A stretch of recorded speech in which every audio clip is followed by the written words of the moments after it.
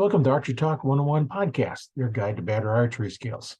We'll bring you the latest tips, tricks, and expert advice, but that's not all. We'll also have interviews with top archers and industry professionals and reviews of the latest gear and equipment and much more.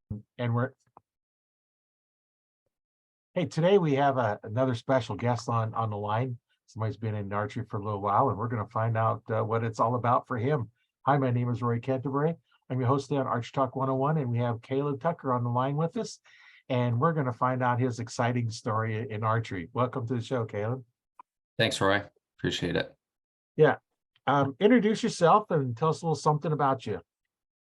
Yeah, I'm Caleb Tucker, and I've been doing competitive archery since 2020. First time I ever shot a bow was when I was like 12 or 13. And then just did a couple random like local 3D shoots. That was pretty much the extent of it. And then that was in high school, I think 10th grade, and then just deer hunted with a bow forever. And then back in 2020, it was right before the pandemic happened. I actually took the same bow that I had when I was 13, which was a Matthews LX. It's in that closet right there.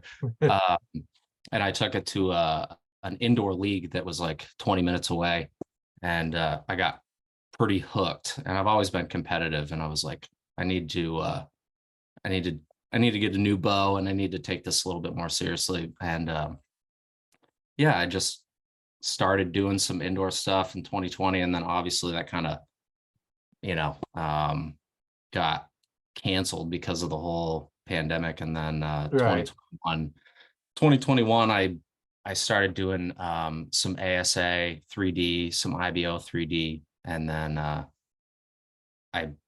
ended up upgrading to a target bow. And then from there it's been an obsession, I guess, to say the least. So yeah. Now, what was it that originally got started? You started in archery. What was it piqued your interest? Well, I had been a deer hunter, and my dad, brought me up deer hunting and fishing and just being outside in the outdoors. And I had a friend who he was into archery at that time. We were the same age in school, and he was like, "Why don't you come to this 3D shoot?"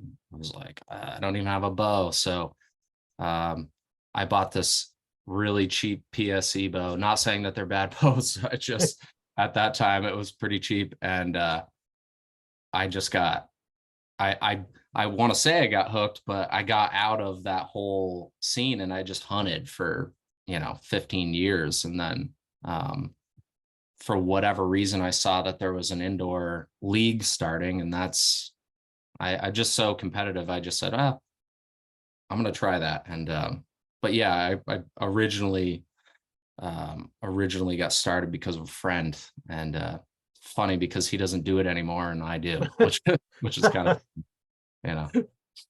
Seems like that's the way it goes. Somebody gets started and they get hooked, and you lose interest, and now you're not doing it, and they're taking off doing great things with it. And it's just one of those things.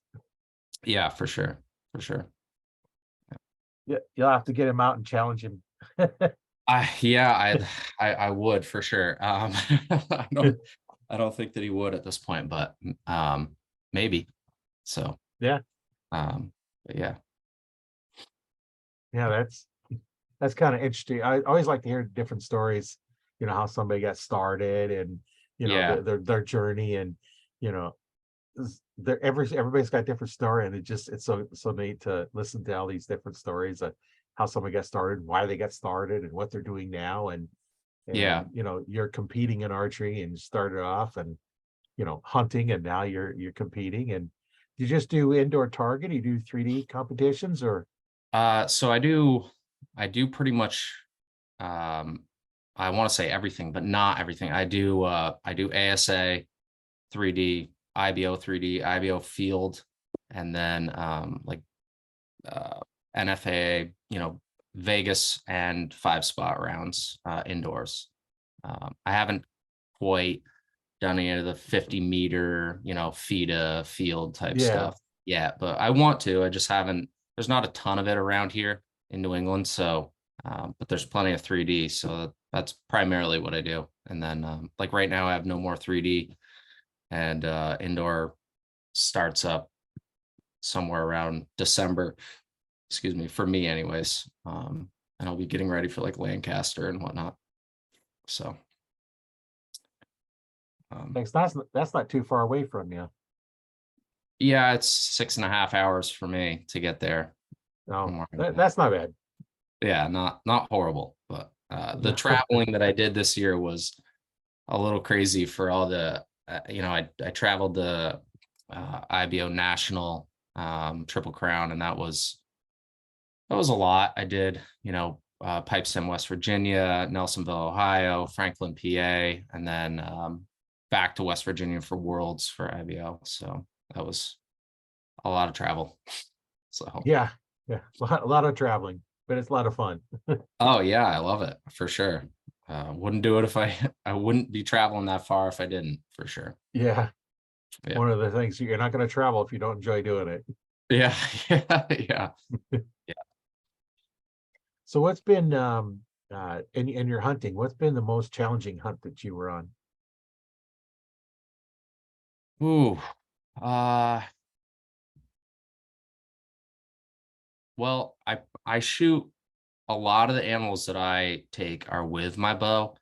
Not to say that I don't, you know, shoot deer or bear with a rifle, but primarily it's with a bow. And over the years, I've kind of, I don't know how to say it other than I almost as like a extra challenge, but I really kind of focused on hunting from the ground and not tree stand, not ground blind hunting, like just shading myself in with the surroundings. So I've killed a lot of my deer and bear from the ground with a bow, which has been, I guess they're all challenging, but Yeah, probably the most was a black bear that I killed about 5 years ago, and it was about 15 yards, and that was I was just sitting in a blowdown and just on a beach ridge, and he came through eating, and but that was challenging, just being still, because they're um, they can hear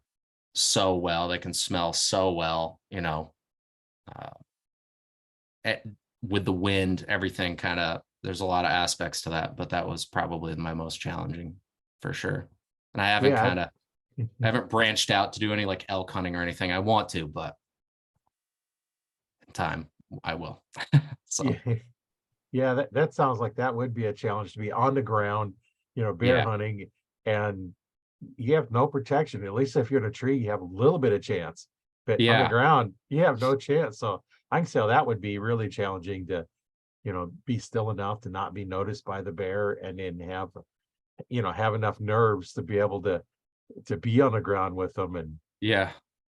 It's I guess really the honest reason why I started doing that was most of the places that I hunt are so far back in. I try to, get away from the road. And I mean, I'm in Vermont, so most of it is mountains anyways. But if I'm not in the mountains, I just try to get as far back as I can to get away from other hunters. And it just became too hard to try to carry a tree stand in, even if it was a climbing tree stand. And I'm like, what am I doing? I'm making too much noise and spending too much time trying to find the right tree.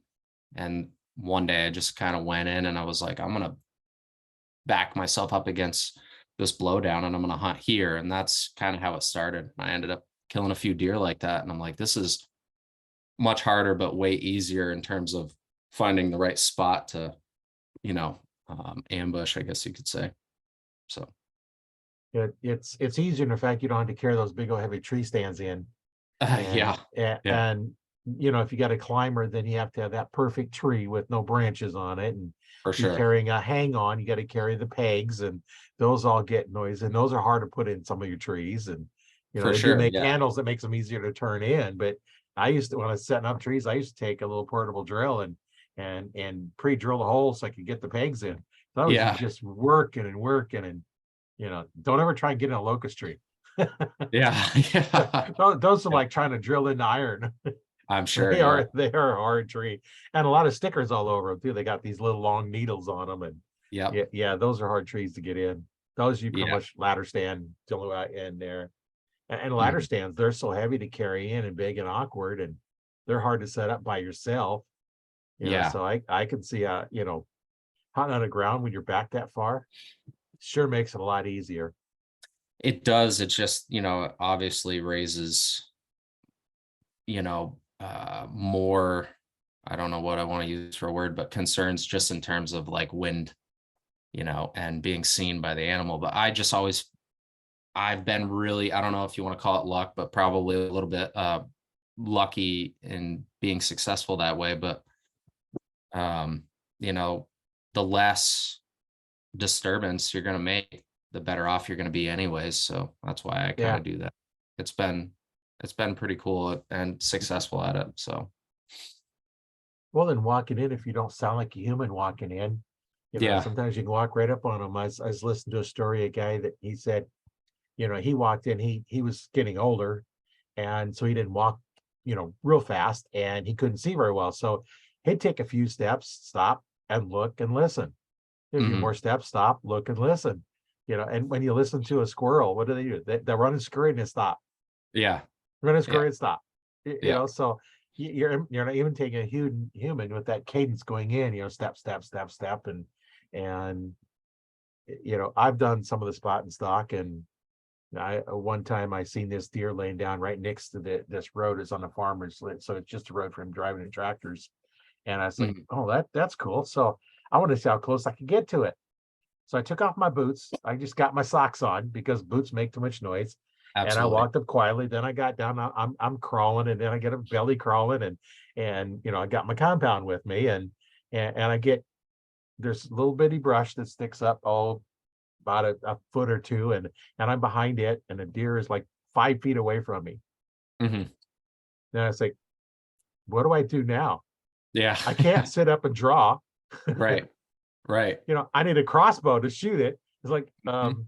okay. So I just kind of stayed there for a while and just kind of backed out. And I Yeah. was able to get that close to it, and it didn't spook off because I went in slow. It didn't make a lot of noise, and Yeah.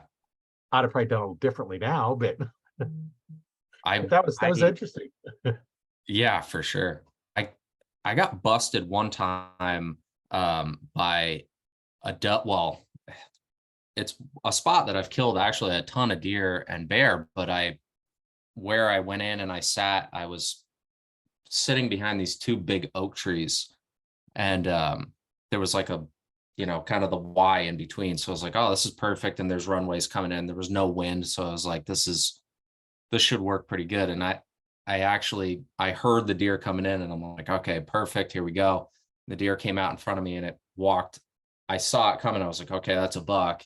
And unbeknownst to me, there was a doe and another buck with him, but the doe came in from behind me, and I had drawn and I was pulling out to go across, up the backside of the tree to shoot. It was a 5-pointer, and I heard something to my left, and I turned, and there's this giant buck, and I'm within 20 yards of all of them. I didn't see the doe behind me, and she's stomping, and I can hear her stomping, and I'm like, this isn't going to be good.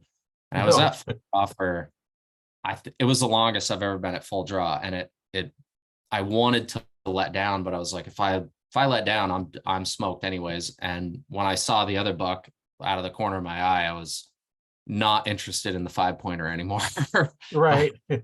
I ended up resting the bottom cam on my leg to try to relieve some pressure off of I'm holding 80%, but or it's 80% let off, but still that's a lot after, a minute and a half, 2 minutes. And Yeah. I ended up taking a shot at him, but at that point my body was just so smoked, and I couldn't make a good shot, and I ended up hitting um there was like I know everybody says this story, but there was like a whip, probably a little bit smaller than the size of a quarter, that I didn't see. And I didn't have the greatest shot. I was kind of aiming at the front of the neck because he was staring at me, and it hit that and broke the arrow in half and broke the limb, and he ran off. And I was like, oh, that sucks. But I killed a buck there 5 days later in the same exact spot, which was nice, but bigger than the 5, but not as big as the giant that I ended up missing. But yeah, it can, that whole you know, ground hunting can really cause some issues when you just don't know what's around you, you know what I mean? But Yeah, if you'd have been up in a tree stand, then they could have walked in, you could have seen them and adjusted, but for when you're at sure. their level, they're gonna see you. Oh yeah. Yeah, that was rough. But yeah. Yeah, that was exciting. You have deer all the way around you, but you can't really get to any of them. Yeah.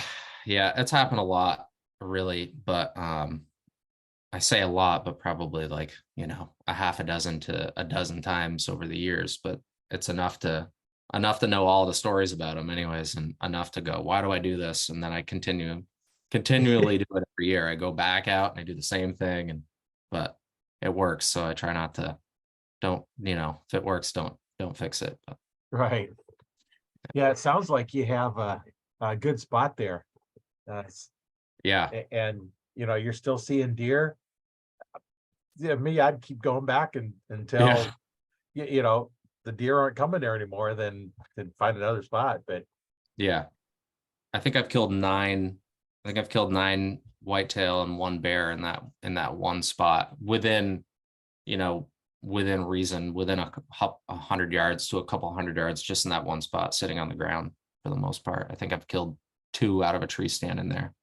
So, but yeah, that's a pretty good spot when you can have that many. yeah, yeah, yeah, yeah. I already know it, so I don't scout it ever. I've just, I know how to hunt it. I know what wind to hunt it on, and I just wait for the right wind, and then I go in. So I don't ever have to go in and leave a bunch of scent and potentially spook them. And it's so usually fairly successful in the first couple sits. So I'm going to go in that particular area.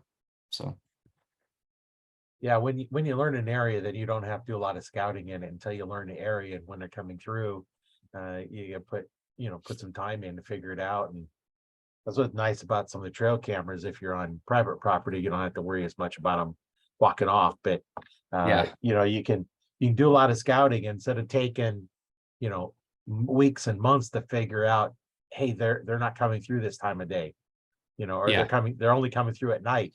So until they start coming through in the daytime, that spot's not going to work, and they can right, get them changed to coming through during the day. And a lot of places just transition places where they're going through, middle of the night, first thing in the morning before it's shooting time. And right. um then it's like, well, let's see what we can do about getting them here during the day.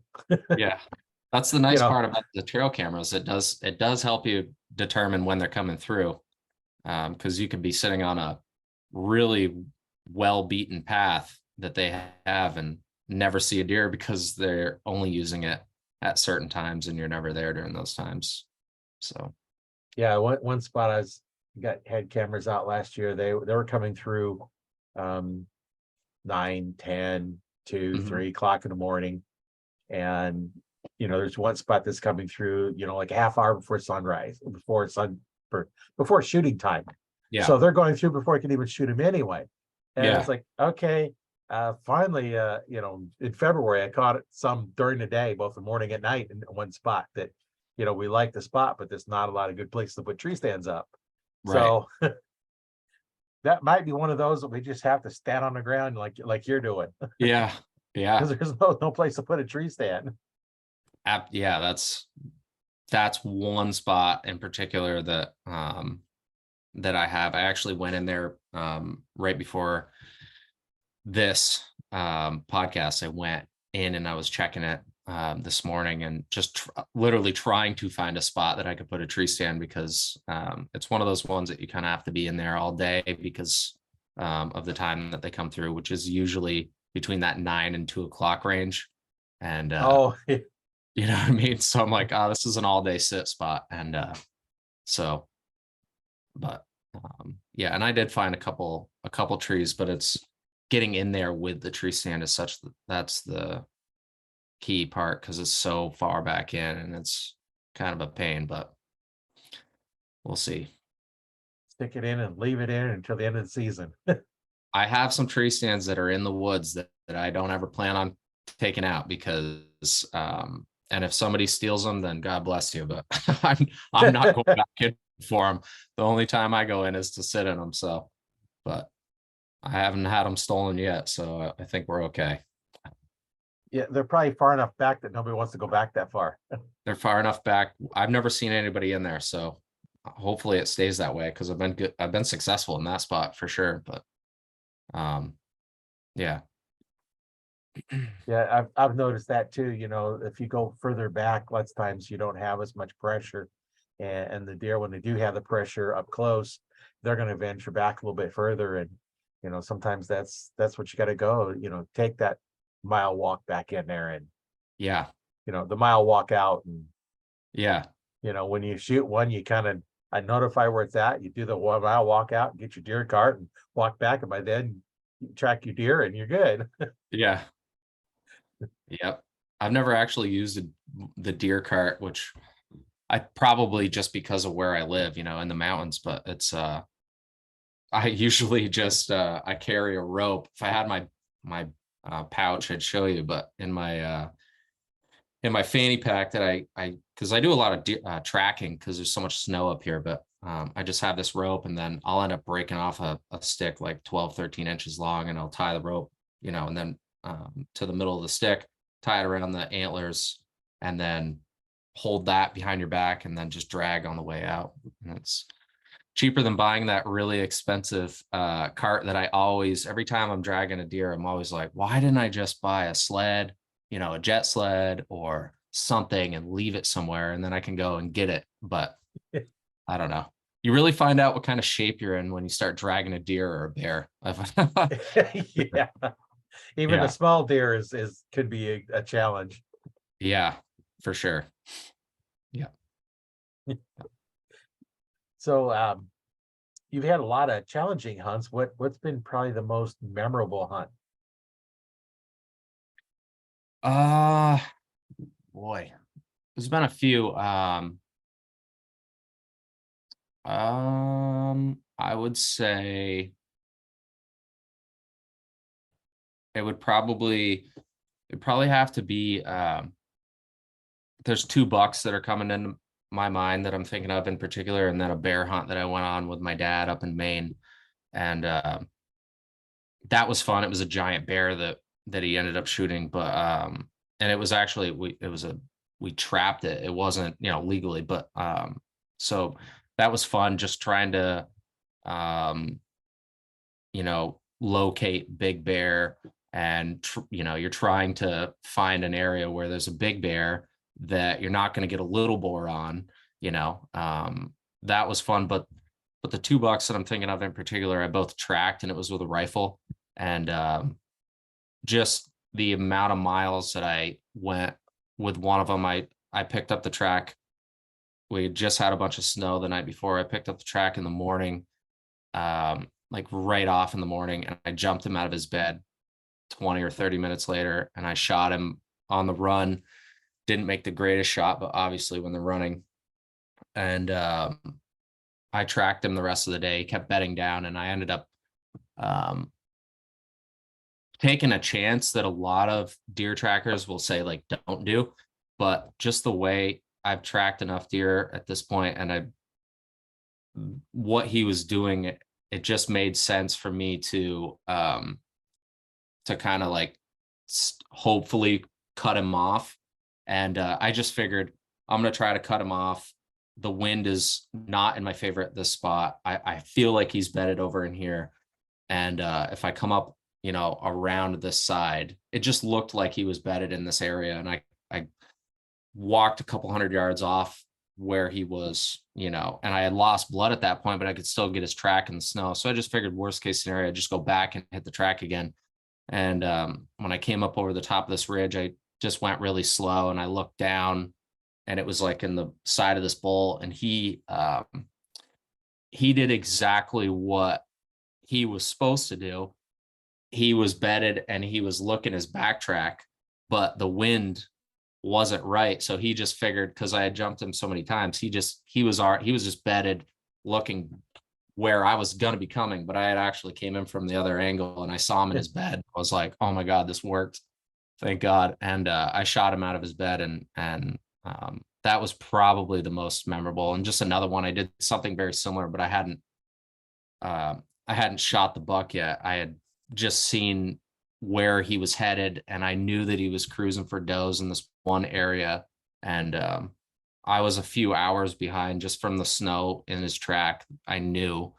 So I just kind of cut off into this little, I guess, saddle. And I just sat there for a few minutes. And I knew I was a few hours behind, but he was coming around like this, checking this, I guess you could say, bottom for does. And I heard him grunting, and I ended up shooting him, and I don't know, about 100 yards away. And that was pretty memorable. That was a big buck, not rack size. It was a 4-pointer, but he was like 18.5-inch spread. So it was a pretty big four, but Yeah.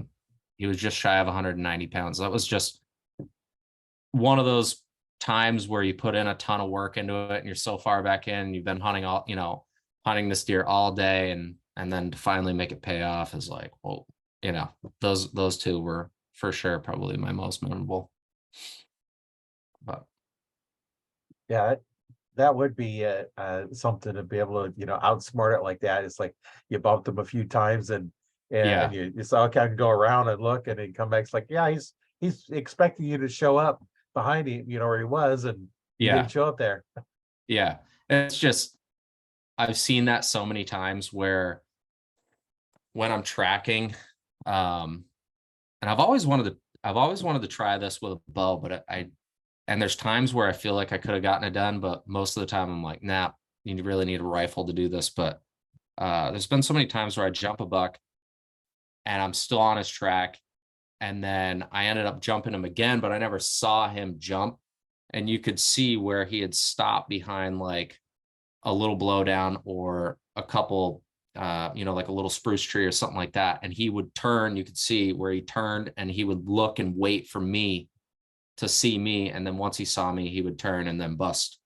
And it was just stuff like that where I was like kind of putting it together, especially with that buck I shot out of his bed. I'm thinking, I know I'd seen beds in here before. I've been back in here. I feel like he's going to be bedded there. And I know he's going to be looking his backtrack because every other time I've jumped him, he has. So it was just, playing the odds and coming in from a different angle. And it was, I say funny, but it wasn't, it's not funny when you're, killing an animal, but when it's funny to see exactly what you planned on happening. And I'm looking at him and he's like in his bed looking down that backtrack, waiting for me. And I'm like, oh my God, I outsmarted him. This is amazing. But yeah, Definitely something to think about when you're going in and you're tracking them and you bump them up. You know that they don't yeah, generally run a long ways, no, unless it really scared them. Just somebody yeah, walking, they're just going to move, and you bump them a couple times, and it's like that's something to think about. If you do that, do bump them a couple times. Move off yeah. your trail, go a different way, and see if you can go past them. And Sometimes it works out, sometimes it doesn't. But if you're on the snow, you can always go back. But yeah, and go back to that last spot. But some guys, I have a friend who's really into tracking. He doesn't really do a lot of other types of hunting, and he'll basically, when he goes into an area, he'll go as fast as he can go until he cuts the track, and he doesn't care about jumping them. And once he does jump them, he'll wait like 20 minutes, because most of the time the deer, like you just said, they're going to run 100 yards and stop and turn around and wait and wait and wait. And when they realize that you're not coming, they settle down and then they go back to feeding or whatever they were going to do. But that's kind of his motto, is like kind of sit down, chill out, for 20 minutes and then get back on the track, and then better odds of killing the deer. So couple of good ideas to think about when we're out there yeah. and you're in an area like that.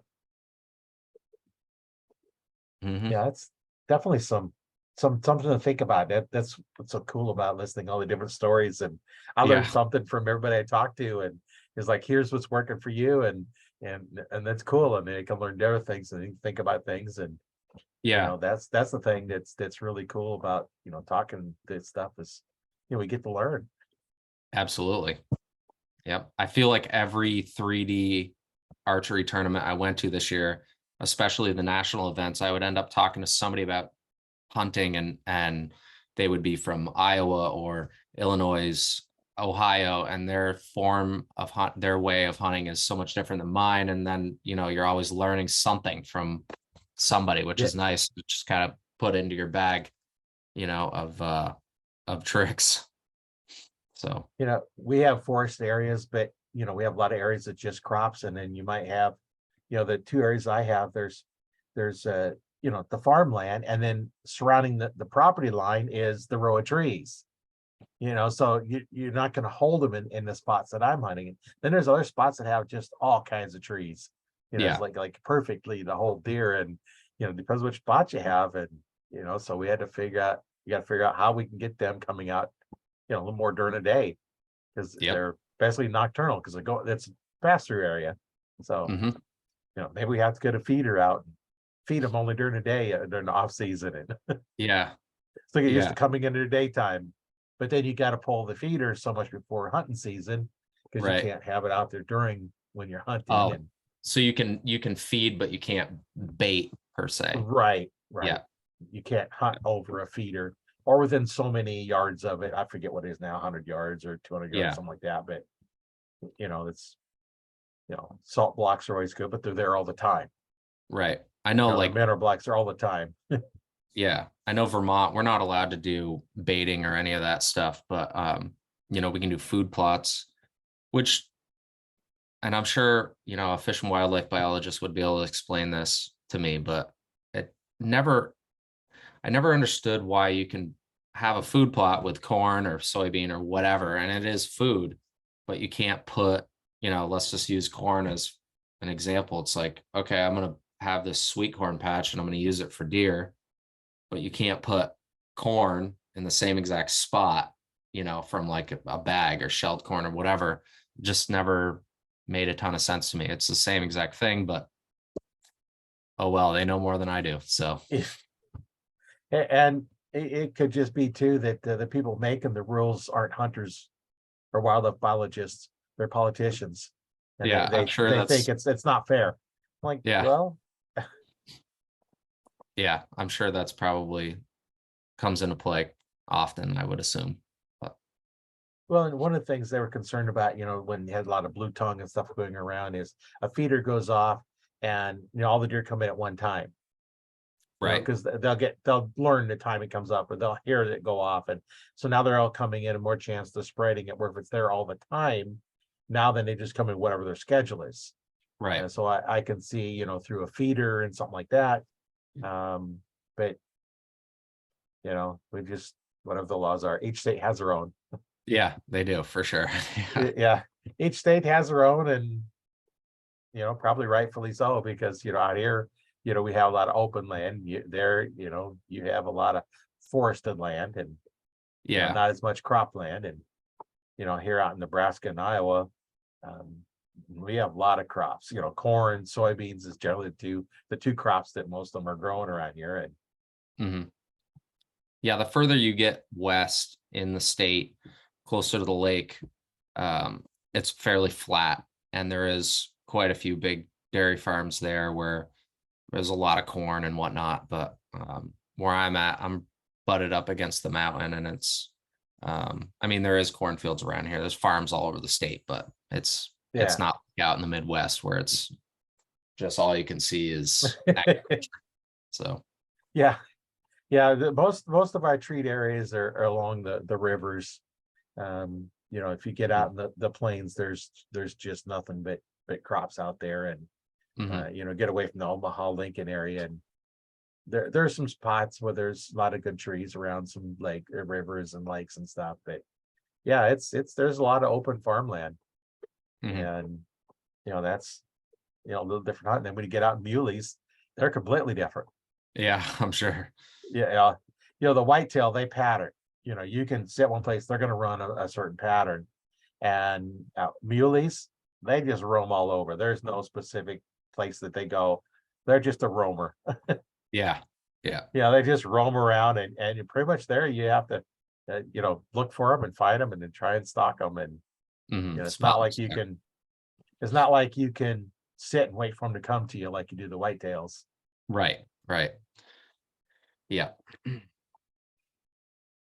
Yeah, I haven't hunted muleys yet, but there's no muleys around this part of the state. I'm in the eastern part of Nebraska. That I know of, there's no muleys around. It's just all whitetails. hmm So I don't have the option to shoot a muley, and Right. a deer's deer. I want the meat. Yeah. Yeah. Yeah. Yeah.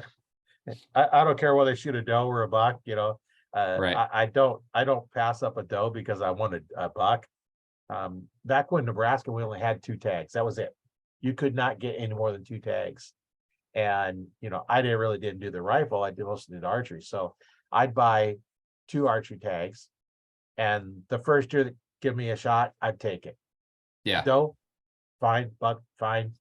And then I'd wait till December, because ours went through December 31st. Now in December, I'd shoot whatever come by. Until then, after I shot my first deer till December timeframe, I'd only hunt for bucks because I had meat in the freezer. I only had Yeah. 2 tags. And then come December, I'm going to fill it with whatever deer comes by, Yeah. because I don't want to, eat a tag. Those don't taste good. Right. Yeah. It does. Yeah. That doesn't do any good for you. Yeah. And now they have the season choice tags, and there's quite a few of those out there, and those allow you to hunt all the seasons. Before, archery in Nebraska used to be, September 15th until, the first weekend, or I think the second week of November is rifle. Then it shut down. After rifle, picked back up again, all the way through the end of the year. Muzzleloader was the month of December, and they've changed it. So archery runs the whole time, September 1st, December 31st. Mhm. Even during rifle season, you can be out there with your bow. You just have Yeah. to wear the orange, Yeah. because you're out there with the rifle hunter. So you don't want to be Right. out there without orange on. Right. And there is a couple places that I hunt that don't allow firearm for hunting. You can Oh, do wow. shotgun for like birds, but you can't do rifle for deer. So you can Yeah. still hunt during that time. You just wearing your orange. Deer don't see the orange anyway. So Yeah. it's like no big deal.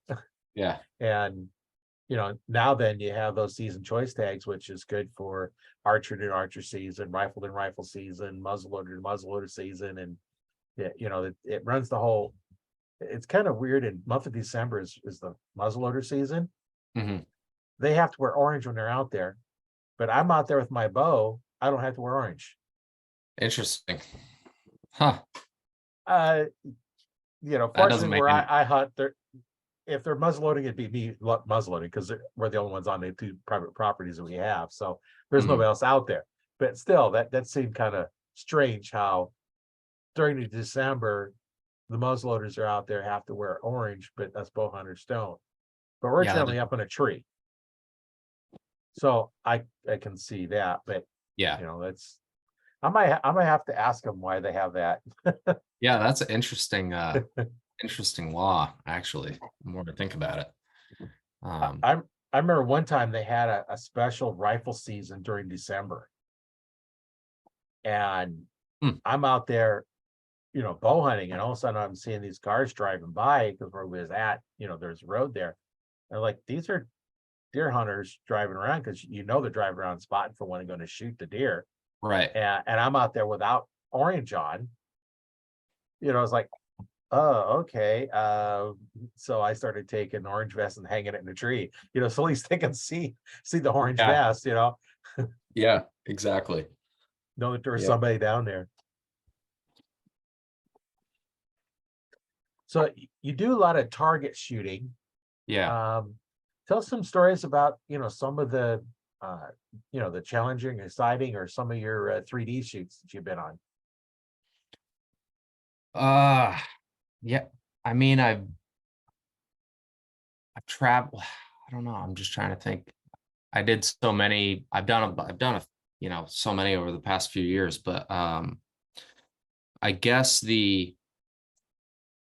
probably like the most challenging shoot is really like Lancaster Classic, and it's one of those ones where, and I'm sure a lot of people that have shot it kind of will understand what I'm saying, and maybe they don't. I don't know, but or maybe they just got ice in their veins. I'm not sure, but it's it's the shoot that for some reason that I have the most trouble with, and I shoot so much 3D, and I've rarely ever gotten nervous when I'm shooting 3D. It's almost relaxing, to be honest. I can count on one hand how many times I've actually been nervous, like during a shot, and like a target panic type situation. But you Yeah, go to Lancaster, and there's so much on the line, and there's so many people on the line, and which I'm not afraid of, like, big crowds or anything. But for some reason I haven't performed the way that I do in practice, leading up to that, because my practice has always been really, really good leading up to Lancaster. And I'm always like, I don't know if you're familiar with their scoring, but like a 660 would be, a X on the biggest spot every, 60 shots. And normally, like last year, my practice was, most of my rounds were between like 635 and high 640s, like 647 ish.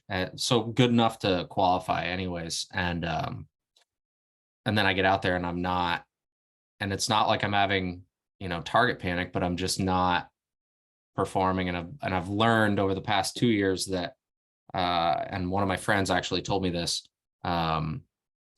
He said, I'd rather have my bow shoot not great in practice and really good at a competition. And I learned that certain ways that you have a bow set up might shoot really good in practice, but it doesn't once your body is under stress, and then your muscles are acting differently, your heart rate and your yeah, breathing and everything. And I have a bow right here that I shot this morning, and it shoots so well here in practice, whether it's outdoors or indoors. But the second I bring it to a shoot, it just doesn't perform the same. And I've learned, about holding weight and stabilizer weight, and then, trajectory of the stabilizer if you want your back bar down further, or, uh, so, but yeah, Lancaster for some reason has just been it's been a wild one for me. But yeah, I mean, I went, I think some of the most, I'm trying to think how to say this. Obviously you can go to like a local shoot and you don't really have that much competition, per se. And then you go to a yeah, national shoot and there's quite a bit more competition. I think, for sure, I realized that the competition there's so many more people at a national shoot than there is at a local or a regional shoot, that you really have to step up your game when you start going to those national shoots. And I did well this year going to those, but um, learned pretty quick, like, wow, this is a lot different than just doing the local New England stuff, even, which is still brings quite a few people, but nothing like a national event. I'm sorry if I got off on that question. I oh no, Yeah, that's fine. went off on a little tangent there, back and forth, but Yeah, um, it's all good. Whatever you want to talk about is fine. yeah. As you listen to some of the podcasts, we get in all kinds of subjects. Oh yeah, for sure. Yeah, Yeah. I could talk about these 3D shoots pretty much all day long. That's I get pretty obsessed about this, and do a lot of training for it. I shoot a ton getting ready for these, and I try to help other people out too, that are getting started in it. And yeah, luckily enough, I was able to do really well this year, and um, do some um, good quality shoots, and win, and yeah, achieve some cool things. So it was pretty fun this year. Yeah, it sounds like it. What's probably the most interesting person you met at a 3D shoot? Oh boy. I'm sure you met some characters.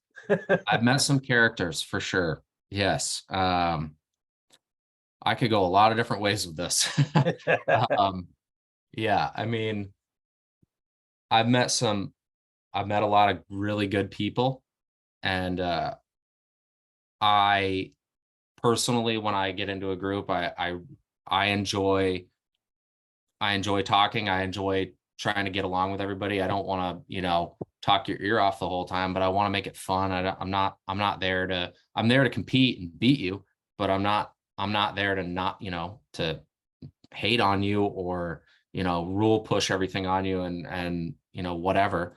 And luckily I've only had a couple people in the past few years that have been, a pain in the butt really, but, and I don't need to, out them or anything, but, Yeah. and then, there's definitely been some characters and whatnot, but I actually, I met a guy this spring at the, IBO National, the one in Pipestem, the first leg of the Triple Crown. And I actually just wrote a blog about him, but, he was one of the more interesting guys that I had met, and just in terms of why he was there and what he was about. And, sometimes you meet somebody in life and you don't know, you kind of drawn to them for one reason or another, and you don't know, why. And I ended up, working with him for the last few months, teaching him everything I know, because I know when I had met him, he, kind of said that he was, he was new and he was really doing, IBO for, to become a better deer hunter. But he was like, I guess I saw a lot of me, when I was looking at him, like he was really into it. He was obsessed. He wanted to get better. And he had asked other people and wasn't getting the responses that, he wanted. And I know over the past few years, I've talked to a lot of good people, and I've gotten a lot of good information and help from people. And there's some people out there that just don't want to, give up that valuable information. I just decided, with this guy in particular, I was like, I'm gonna give him everything that I would have wanted, and wanted when I was in his spot where I Right. was new, but he was probably the most interesting guy, a Marine, and not the stereotypical Marine. No offense to any Marines listening, but not the stereotypical Marine that you would expect. Probably one of the nicest people you could imagine meeting. And but yeah, he was one of the more interesting people I met. Hunted all over the Midwest, family man, did some boxing, did some jujitsu, loved deer hunting, loved the art of, 3D and the science behind it and everything that goes into, judging distance and, you know, I guess you could say nerds out on it like I do. And, yeah, so but Yeah, it's always nice when you find somebody that's interested in what you're doing. And as an instructor, my goal has always been, I want to make them a better shot than me. yeah, yeah, If I can teach them how to shoot better than me, I yeah, did my job, as an absolutely. instructor. Now, Yeah, competing against you, I don't want that to happen. But as an right, instructor, I want you to yeah, just excel at what you're doing. And it's like, hey, one of my students is here winning nationals or whatever, so that's yeah, always a good feeling that you've taught them to do that. And, you know, yeah, not everybody can shoot at the top level, right, but doesn't mean you can't teach them to get there. right, right. Yeah, I know with him, when I first shot with him, it was just weird how we got grouped together for the first shoot, and his score, like if you shot par for IBO, you would shoot a 400, so it would be all tens across the board. And I think his score was like 336. It was pretty poor. He missed a few targets. He was just really struggling with the whole aspect of judging distance and depth perception and whatnot. And I don't, by no means am I taking it, all the credit or anything like that for his accomplishments, because he's got to shoot the bow, not me. I Right. just gave him how I judge distance and how I do it. And then he implemented that into his game. We did a lot of, uh, voice messaging back and forth, videos. I would show him how I do things. And then he went to Worlds and he missed the cut to go into the shoot off by a couple points, and he was the bubble guy, so he was the next guy out, which was Yeah. so he was like really ecstatic about how he did, and I was way more ecstatic about, you know, that than I was on all the wins that I had this year, and I won a national event even, and I was so pumped for him. I'm like, oh my God, this is awesome. And so yeah, it's kind of goes what to you just said with the whole, you want them to do better than you almost, you know? Yeah. Yeah. But So out of all the archers you've talked to, what is the best tip that somebody gave you? oh boy. I gotta think about that one. Put you on the spot on that one, didn't I? Yeah, for sure. I'm just trying to think of all the people that I've talked to a lot of people, a lot of different pros. Uh, I would say there's I would say there's two things that I got from two different archers. One, I already said it, but he's, one of the top archers in the country, really. That's Isaac Sullivan. He beat Chris Schaff at the indoor nationals. He's done a lot of, good things. And he was the one that told me, because I shot with him a lot indoors, and he said, I'd rather have my bow shoot not great, in practice, and I'd rather have it shoot a lot better in competition, and don't be so critical on how it shoots when you're practicing until you see how it reacts when you're in a competition. And that's when I really started like diving into the whole holding weight, stabilizer weights, and really figuring out which, how my bow is going to react in a competition. And I have one bow that I shoot, when I'm getting ready for a competition, I'll shoot 3 times a day, before work, at work, at lunchtime, and then when I get home at night.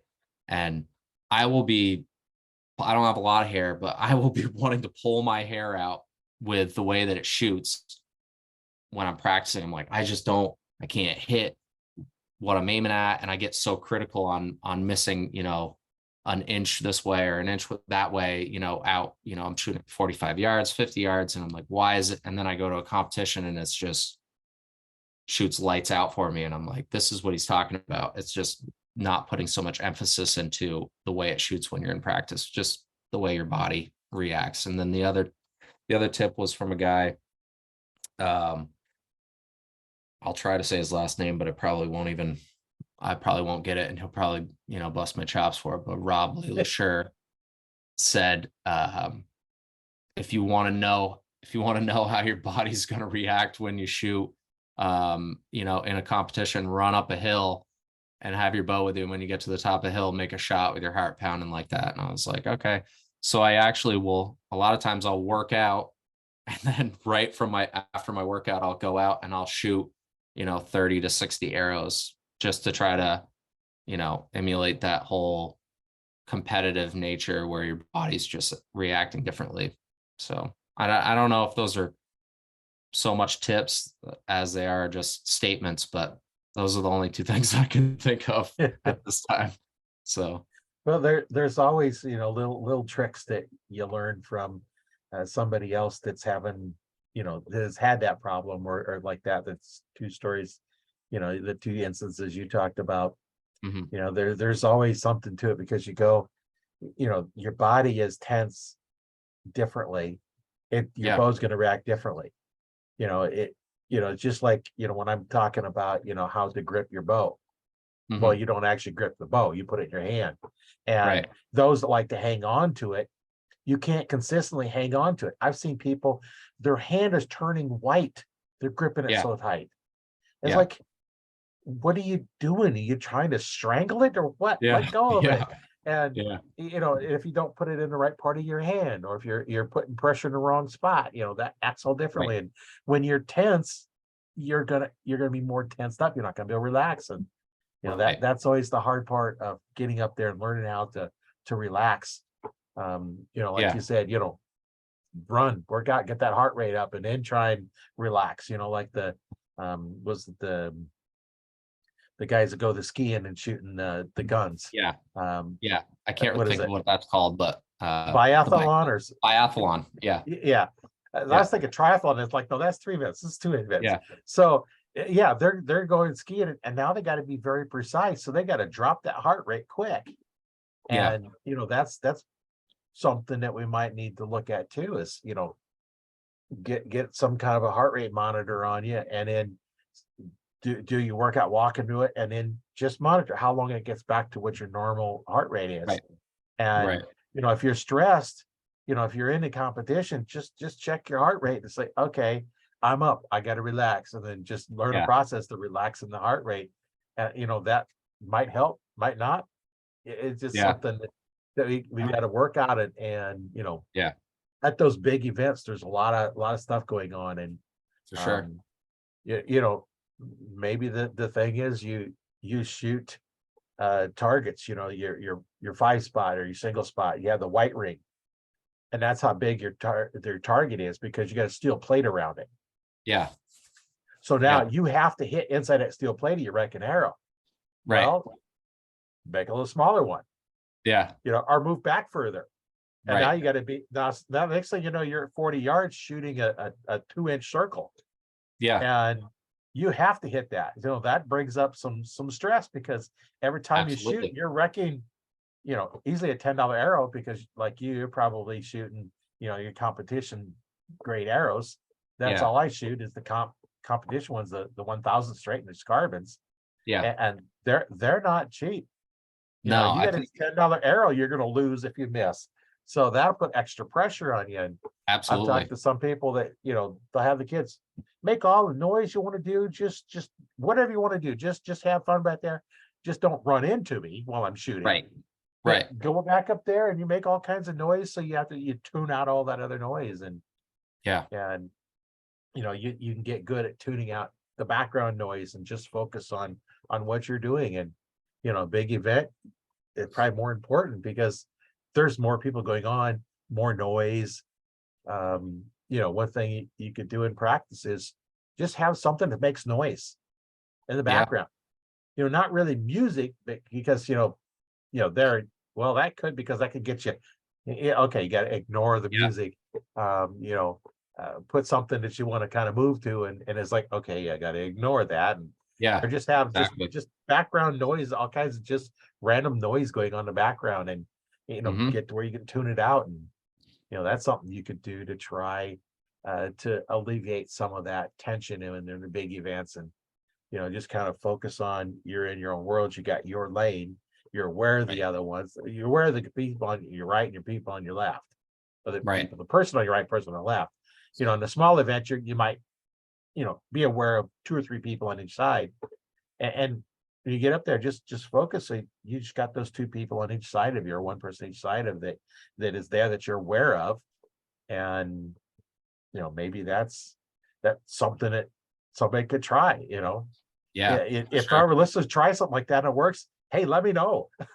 Yeah. You I you know? know. I, I know. I've thought of a bunch of different things before. I like getting ready for events.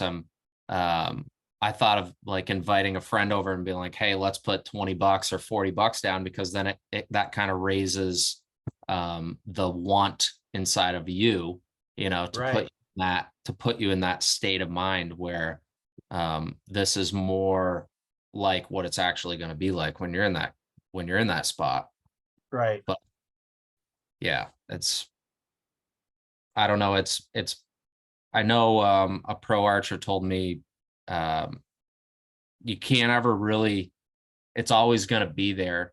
You can't really defeat it. You just gotta like learn to live with it. And there is times where you get into this flow state per se, where, and I've experienced that a couple times, where it's just like, there's nothing, it wouldn't matter who I was shooting against. I don't think they could beat me, type of thing. And that sounds kind of arrogant, but I'm sure there's a lot of archers out there that have felt like that at times, where they get into this float state, and it's just nothing is bothering them. It doesn't matter what's going on in the background, anything. But I have noticed even as relaxed as I am when I'm shooting 3D, um, it's still, you still think about those things like, oh man, this is a big event, or oh, I really want to hit, I need to hit this bonus ring if I want to try to win today, and et cetera, et cetera. But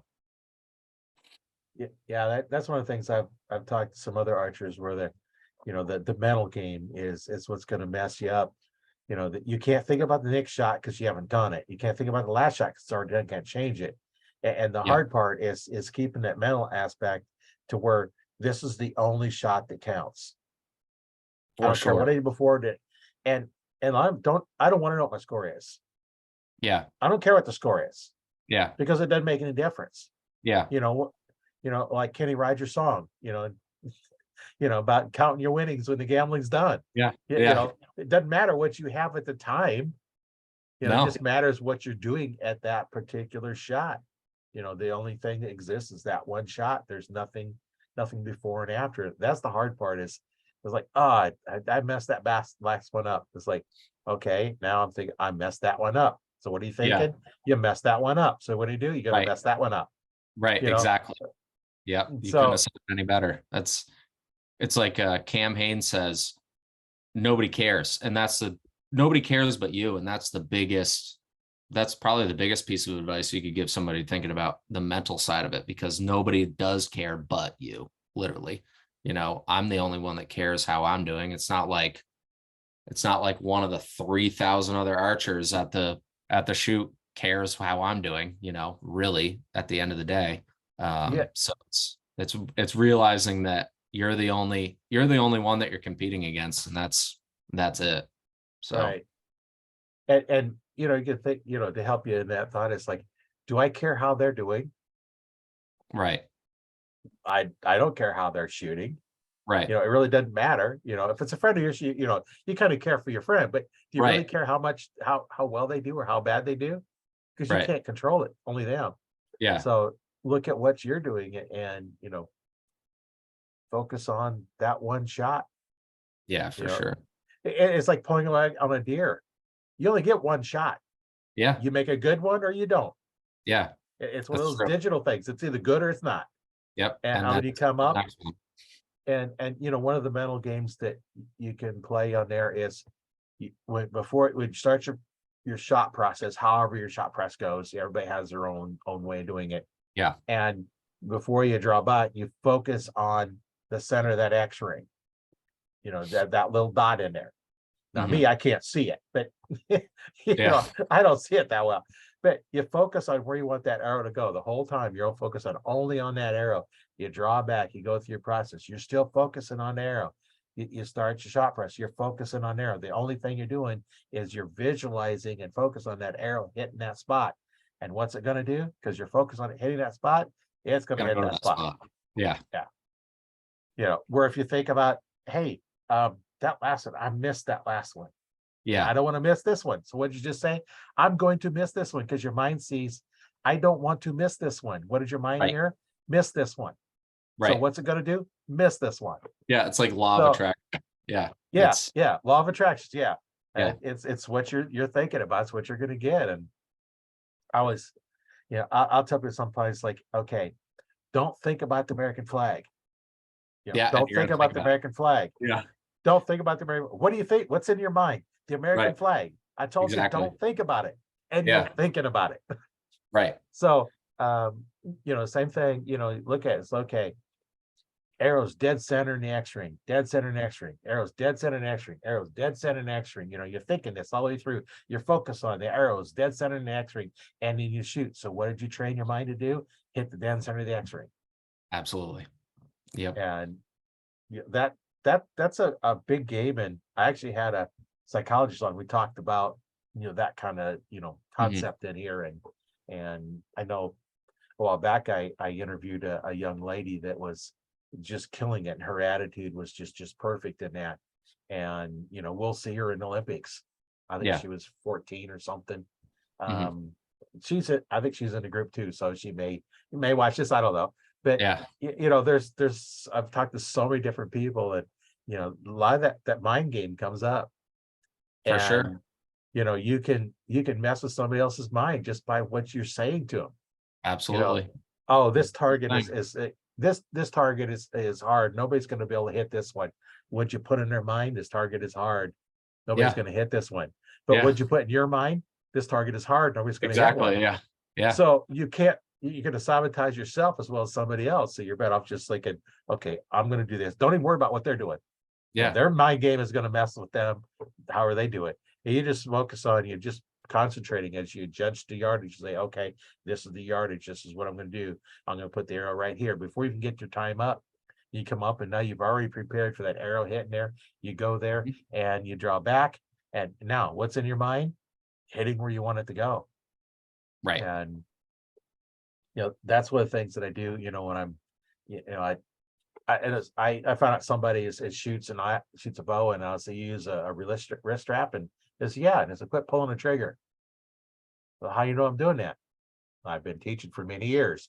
Quit Yeah, doing it. Well, that's your yeah, first lesson for free. And yeah, what happens is index finger is a fine motor skill, moving it.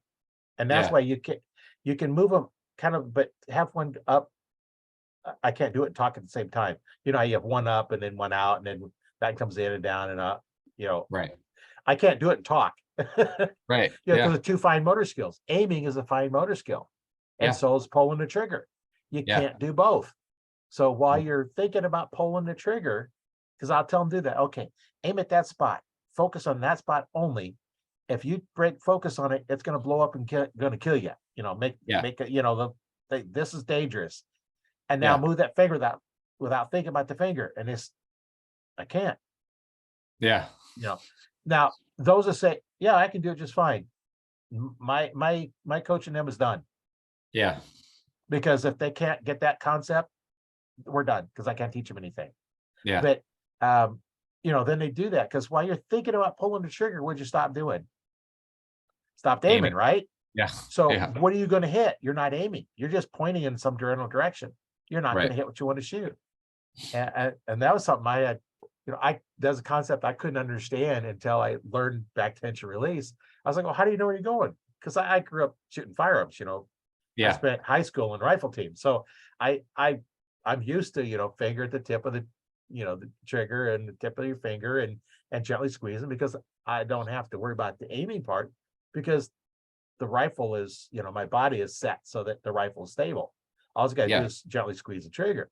But being a rifle shooter as well, um, there's a lot of things that we could do, a little different. I don't need a steady stick because I use my hip and my arm, like we do in competition. You don't have that yeah. arm up and out because that's too unstable. So that's how I shoot when I went moose hunting. That's how I shot my moose, standing, Oh, wow. and it was about 300 yards away. That's a whole Wow, different story, but that's cool. you know, but that's just the way you do it. Now the only thing you have to do is squeeze the trigger. But in a bow, you have to actively aim, Yeah, and it's while you're actively aiming, you cannot pull the trigger. yep. It's I've seen so many people, and I did it when I first started, but I can say proudly, I do not punch the trigger anymore. But I see so many people, even on a national level, that punch the crap out of the trigger. And it's the way I look at it is there's only a few select people that can actually do that accurately all the time. But you'll even say, and I won't say their names, but you'll even see pro archers who punch the trigger, and you'll see them get target panic, and they start almost get it, and then they don't, and they're trying to reset and trying to time it at the right time, or they use their thumb or whatever. But I don't do it because you can shoot really accurately that way for so many times, but when the pressure's on and your body is so used to shooting, punching that trigger and being effective and efficient, every 3.5 seconds, that's the first time that you go over that 3.5 second mark, guess what happens? You come off the target and you punch the trigger because your body's telling you to punch and it's been too long and you miss the target. And I see Yeah, people that all the time. I saw it this year at the third leg of the Nationals. This kid Pretty good shot, punched the trigger. He was using a wrist strap and came up to a target, and it was a cheetah, a leopard, whatever the IBO calls that target, and he shot it in the butt. And I went, what? I was like, what happened? And oh, I don't know. I don't know. And I'm like, I didn't say it, but I'm thinking, well, I know what happened because I've been there and I've done that before. And I know, it doesn't take a rocket scientist to figure out what you just did. You got some target panic and you punch that trigger instead of, like you said, you can use a back tension release and activate the shot without, And that's how I shoot my my wrist strap. It's Mhm. not a back tension style release. It's Yep. got the little trigger on it. I have my handheld, which they call a thumb release, which Yep. is the worst way to fire is with your thumb because Mhm. your index has more dexterity than your thumb. Mhm. So you want something that has good dexterity against something that has probably the worst dexterity on your hand, and you're going Yeah. to fire the trigger. Yeah. And you don't do them. In fact, in the last video, I went over a whole bunch of series and I showed a couple of videos of me shooting my wrist strap and my handheld. And if you watch the video, you don't see my finger move. You No. don't see my hand move. You just see the shot go off. Right. You're And activating it with your back. You're just yeah, pulling. yeah. And but I do put the trigger clear up on the second joint, one Yep. closest to the hand. I Mhm. put it there, just let it relax, and it goes off. And then the other handheld, I put it right in the joint between my index finger and my thumb. I don't have that knob on there. What I need the knob for? That Right. just forces you to put your hand off to the side. Yeah. I put it in there, and actually, I can make that and fire just by tightening my hand up. Yeah. If I'm in a position where I've got to fire it, I can make a fist, but that's not my nature to do that. It's just pull through. I Yeah. can fire it that way if I had to, but I I don't because I can just pull through and make it go off Right. anyway. But Yeah. The target panic you're talking about, you see the finger kind of jerk, and when I was first learning it, they kind of explained a little bit what's going on, and I've noticed that as well. What happens is your pin, because you're watching your pin, not the Mhm. target. Your pin goes over the target where you want it to go. Your mind says pull the trigger. You start pulling the trigger, the pin moves off. Your mind says, don't, nope, don't shoot. So Right. it's shoot, don't shoot, shoot, don't shoot. And Right. if you're trying to pull the trigger, you're going to have that 100% of the time. Yeah. You want to look at the target, put the pin over it, let the pin float, and then just concentrate on where you want it to go and pull through. Let it go off whenever you want. Yeah. And I've had people I take and teaching them, and we've got them fairly well sighted in. So I say, okay, you aim, keep your finger off the trigger. Yeah. I'm going to pull the trigger whenever I feel like pulling the trigger. Your job is to aim, Yeah. and you know what? 9 out of 10 times they hit the target. Yeah. But if they're pulling the trigger, they're not going to hit the target 9 out of 10 times. It might be 2 or 3 out of 10. Right. Right. Yeah. The way I activate, I can shoot any release, but I use a thumb button primarily. I do carry a back tension release with me. And I can shoot both, but I shoot everything just like a back tension. I'm pulling through, and I guess you could say I'm not an aggressive style shooter, but I am. You will see me, follow through quite a bit. But I like the way I shoot the thumb button is the way that you're supposed to shoot the thumb button is and pulling and not punching and not only using your thumb. But so I'm wrapping around and then using my back and just continuously pulling until it goes. So I Yeah. don't actually know when the shot's going to break. I'm just focused on having my pin in the area that I want it and not worrying about anything else until the shot breaks. And then, because the second I start trying to control it too much, then it's all over. Then you start nervous, and then you have to let down, and then it's like, okay, so, but I know Yeah. like And Joel Turner does a really good course on how to how to fire a bow and getting over target panic, and um, that's pretty helpful for people that have that issue. And I would suggest doing that or working with a coach to get over it.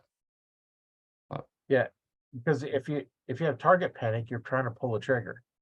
Yeah. You know, if you're not using the trigger to pull, if you're just going through back tension, how are you going to have target panic because you don't know when it's going off? You don't know when to abort the shot. Right. You know, you're just going to go, and then if you let down, you know, that's the part. You know, like the handhelds, if not a beginner's release. You know, Right. the regular back tension hinges are definitely not a beginner's release No, because punch yourself in you're the gonna face a few times. many times, Yeah. and even with the trigger style, the wrist strap. You know, I teach to put your finger behind the trigger, which sometimes can be difficult because it's already so short, but you cannot pull that trigger and you're drawing back. A buddy of mine, he smacked himself in the mouth when he went from fingers to release, and he smacked himself in the mouth. And I says, "You pull the trigger when you're drawing." No, I didn't. Yeah, you did. Yeah. Yeah. You know, it's not used that your finger's up there. You touch that trigger, it goes off, and you smack yourself in the mouth most of the time. Yeah. And that's why I teach finger behind because it can't go off. With the handheld and the hinges, there's no trigger to put your finger behind. You just got to make sure you Right. keep it off. And the Right. hinges, you know, a few times I've shot those, you got to really make sure you turn them forward, you know, Yeah. because in your draw process, because if you get partway back, it's going to go off. Right. And, you know, it's a whole different game when you start going to those. And, you know, Oh, I for stuff sure. like buy a good quality release. Don't buy the Absolutely. cheap ones. No. You know, if you're just starting out and you're on a real tight budget, you know, maybe you can get by with a release that's not so good. But it's just going to hurt your technique. Yeah, for sure. You That's know, it's spend the such a great money. start. You know, spend the money. Quit buying the low end, the cheapest release you can, Yeah. because you know the two things that you need. You need a good release, and I don't like my triggers to feel any movement. I like them really tight. I have the Carter chocolate addiction. I have the hardest spring Yep. in it I can put in it because it doesn't go off. My son has a Carter, but it was a lighter trigger. I can't Hmm. shoot it because as soon as I go back and touch it, it goes off. I want to put my thumb on part of the metal part, so I put a Yeah. little pressure on that, and then that kind of tightens that pocket up around the knob for the trigger, Hmm. and then as I pull through, it goes off. um, you know, I have another another release when I had my store. They wanted me to carry some of the releases. I think it was True Fire, and I Yep. told the guy, it's like, okay, if Walmart carries it, I won't stock it. Yeah. I did have one that matched it, but it was one I give with all my bows. You know, the setup. You know, Yeah. when I sold my bows, you know, back when the Nova was the entry level bow, and I'd sell the bow, I'd put a release on it, string dampeners on it, half a dozen arrows, you know, because they all come with the quiver and tips. The only thing you need is a case. I didn't carry cases because Walnut sold them for $5 more than I could buy them for. Yeah. Yeah. So I didn't bother with them because they take up a lot of room. But if you want a good quality one, then I'd order those in. So that's how I sold on my bows, as well as, you know, set up, and I had instruction with them because I wanted the new archers to know how to shoot. And, Hmm. you know, that was just that cheap. At that time, I was paying like 11 or $12 for the release and selling for 20. I just Yeah. included it in the price of the bow. It was a little bit higher than just a plain bow, but it Yeah. had all this stuff on there. And, you know, once they gets going, now they come in and you know, let's get you a better release. Let's get you into something, you know, better quality, and leave that as your backup when you're out hunting. Worst case, you go Right. back to one of those cheap ones later, and Right. you know, get you into good release because that's just going to help your form. But you know, starter out package that's never shot before, they're not going to know the advantage of the you know, better quality releases until they've shot for a while. Yeah. You know, and then they say, okay, do I want to stay with a wrist strap? Do I want to go to a handheld? I want to go to, you know, what do I want to have? And, you know, I've got one that has the jaws on it, but I also have one that has the hook on it. My Yeah. Scott has a hook on it that I use as my cold weather release. I like Hmm. those because I can find the loop and hook it up. I don't have to worry about opening jaws up and closing them on them. Yeah. My handheld, my Carter, it locks the loop, so it's just there. Find the string, run down, find it. So I don't want to look at my loop when I'm hooking up. So that's why I like Yeah. those. Yeah. Yeah. I have I've ran a few different, but I have a B3 BG Pro, which is a really nice release. That's a back tension release. And then I have a Scott Longhorn Micro Pro back tension release. Also another one, pretty heavy. I like a heavy release, and then I run a Stan, Perfex, and thumb release, and I really like that one. That one I'm pretty consistent with.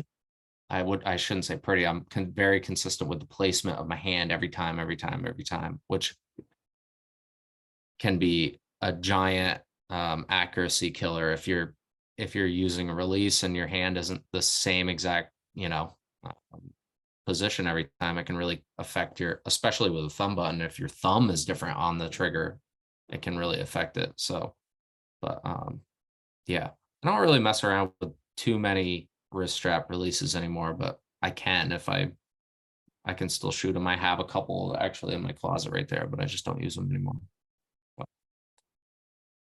Yeah, I know, get a good quality release. And I talked to the president of True Ball, Mhm. and we looked at some of their releases, and they've got some nice releases. Their high-end releases are really nice, Absolutely. right along with the Scott and the Carters and the Stans. The Yep. True Ball has got some really good products out there. And They have my favorite release, the Fulcrum Flex. That's my favorite. yeah, I just don't own it, but I will. I'm going to get one, but that's my favorite.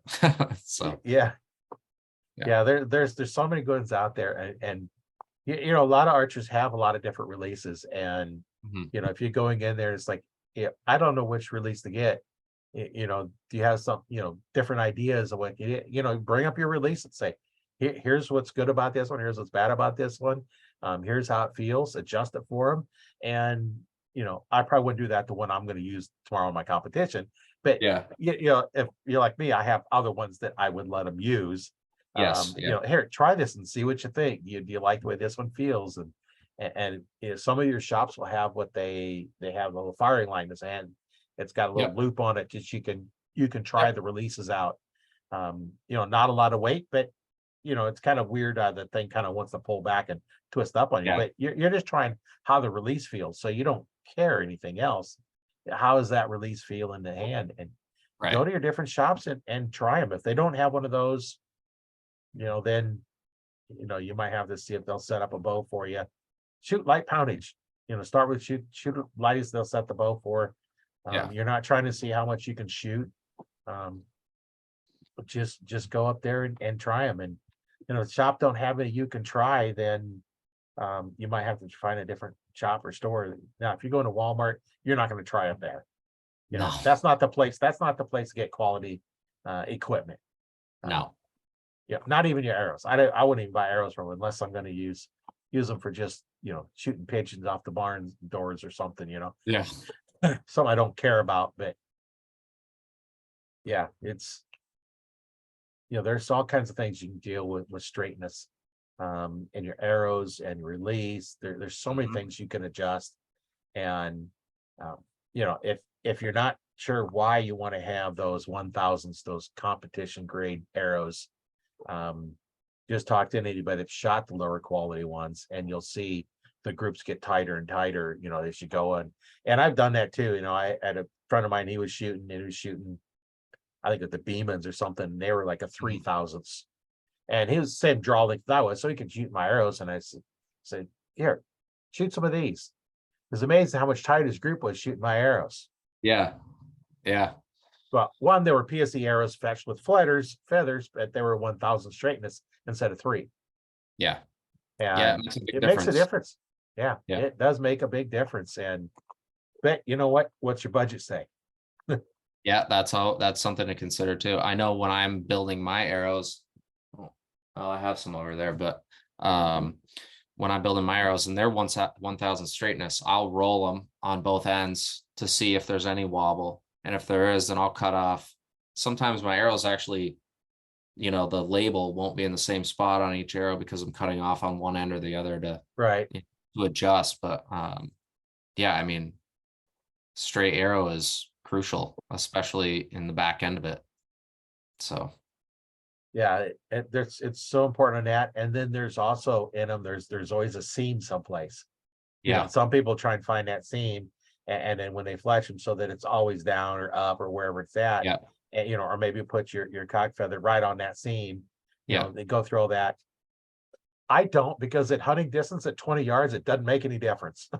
Right. Nope, it doesn't. It only makes a difference when you're doing you'll see a big difference when you're out like, past 40 yards, 50 meters, 50 Right. yards, like that. That's when you're really gonna see a difference. But Well, yeah, and there then is some two, arrow. I'm sorry, go ahead. yeah.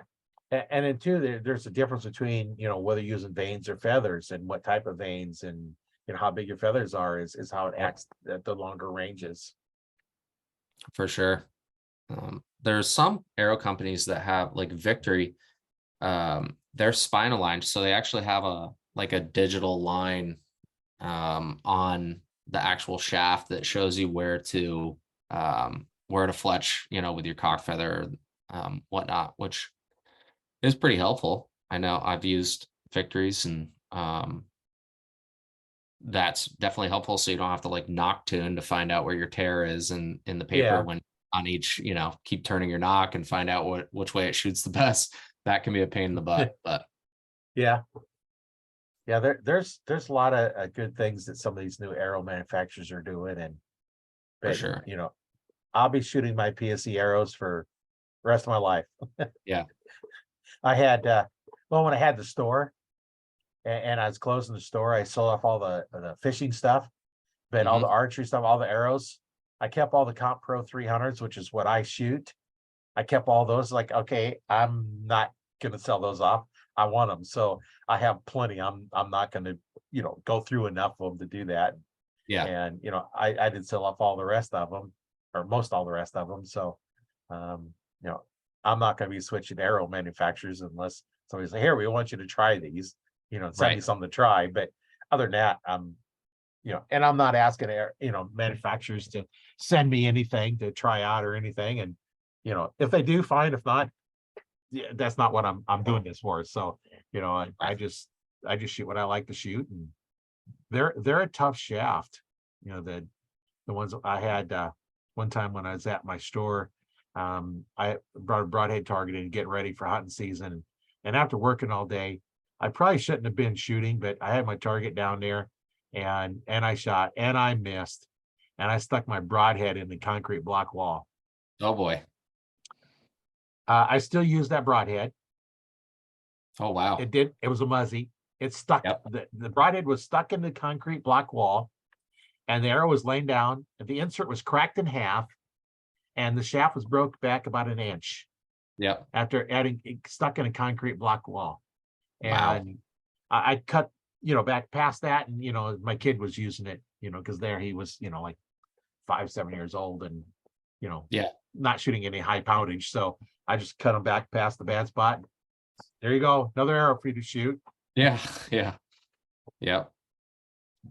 Yeah, there's some good arrows out there. Some good arrow manufacturers. I've shot quite a few different ones, and um, they're all pretty comparable. They're all good. I mean, but well, I shouldn't say that. There is some that I'm not a fan of. I'm not going to out them, but Yeah.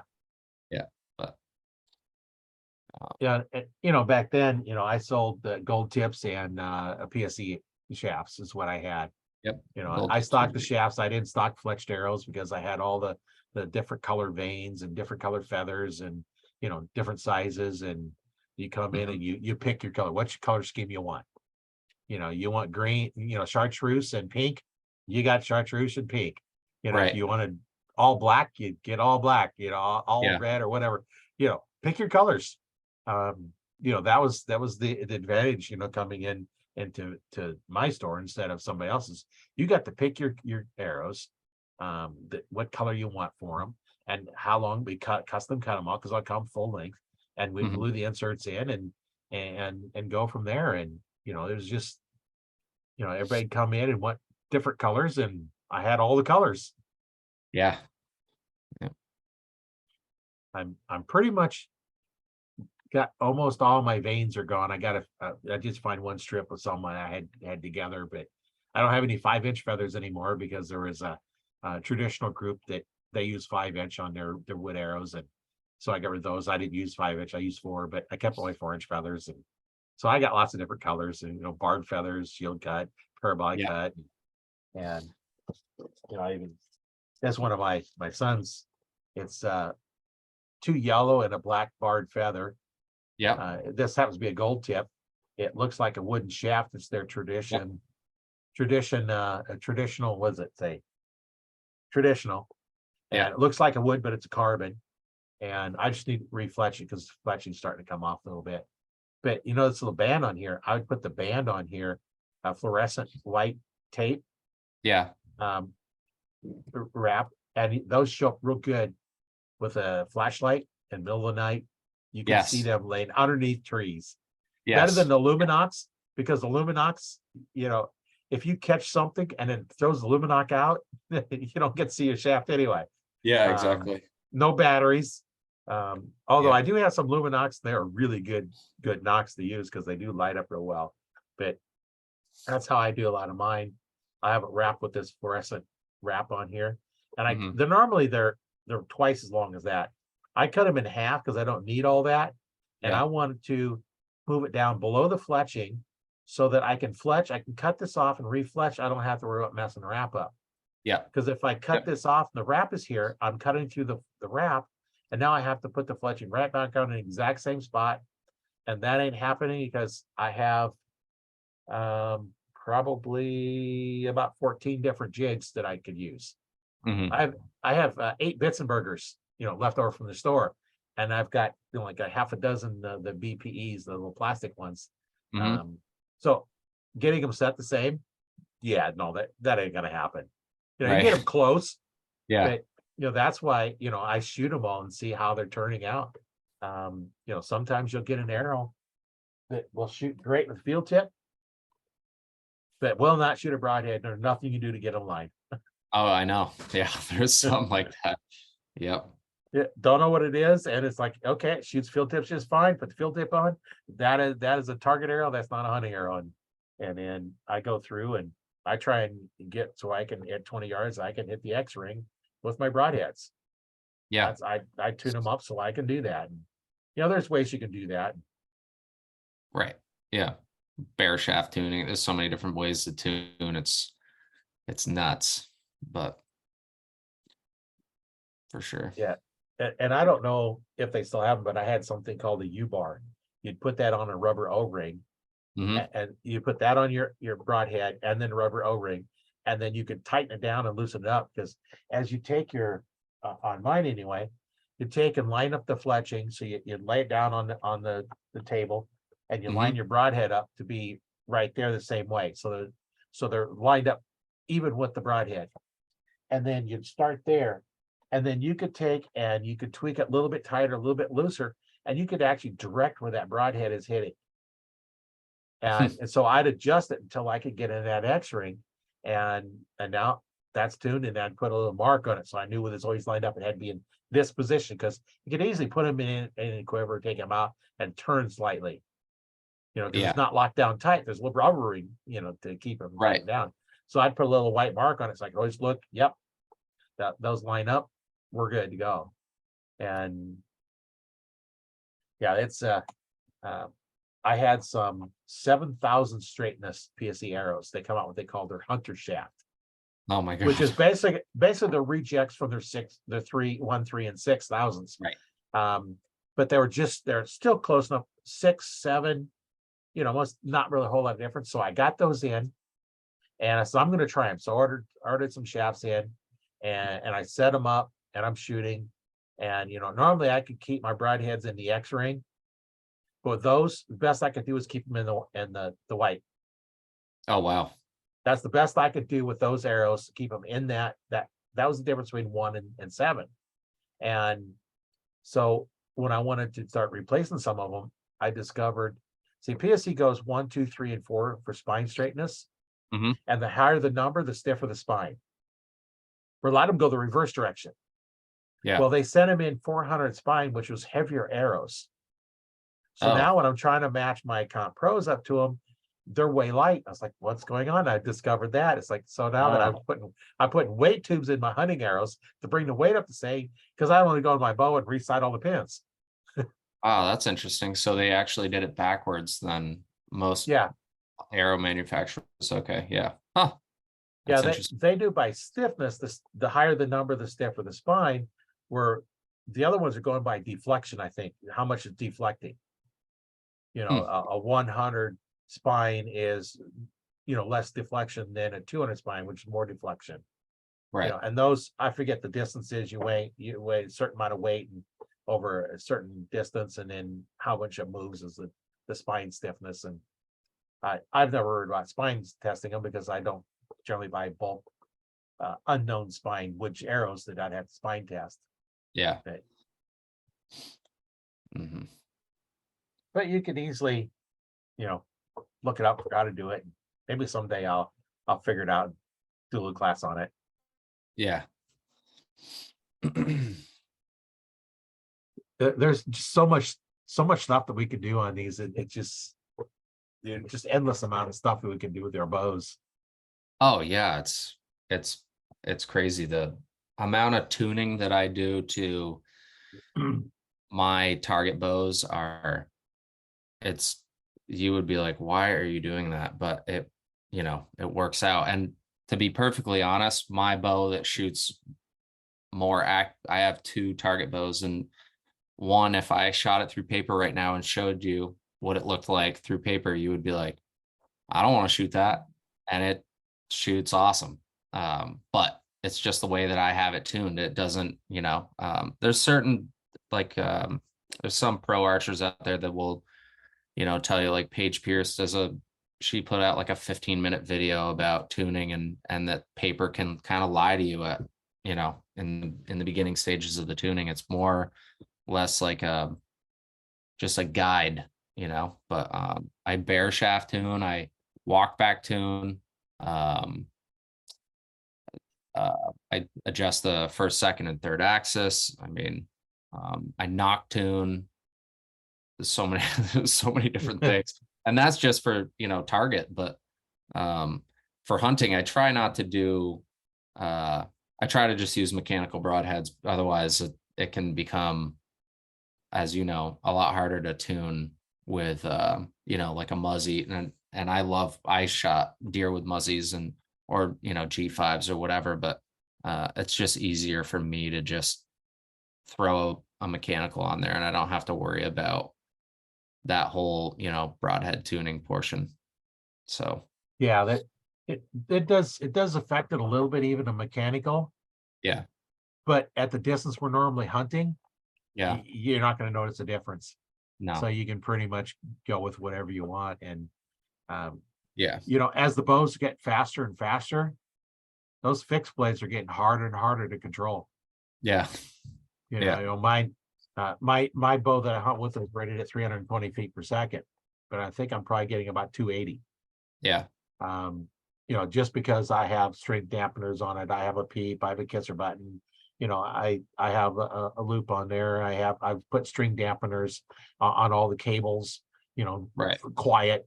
I've got some other stuff on there, and I'm not ever going to get that speed because I don't want that speed Right. because I'm not shooting 70 pounds, 350 grain arrow, 30-inch draw length, one knock point. Yeah. I'm not going to ever shoot that, so I'll never get Right. it. And I can tune the broadheads in real good at those kind of speeds. But if you got trying to shoot it at 300 plus, they get really, really tough to control because you basically have wings in the front, wings in the back. And if you don't get them tuned perfectly, Yeah. each one is going to be different. Yeah. And that's where going to the mechanical makes a lot of sense if you got those little faster bows. Some Yeah. of them are a little snappier right off the bat. The harder cams, they're going to develop that speed real quick. Mhm. Especially some of these new ones with the parallels, they only move like an inch. Yeah. Mine move a whole lot more than an inch. Yeah. So I have a lot longer time to develop the speed. And like you was talking about tears, I could take a perfectly tuned bow, shoots a perfect hole, and I can make it tear Yeah. just by Yeah. how I grip it. Yeah. Exactly. Yep. So lots of times the tear indicates your form, not how the Yeah. bow's set up.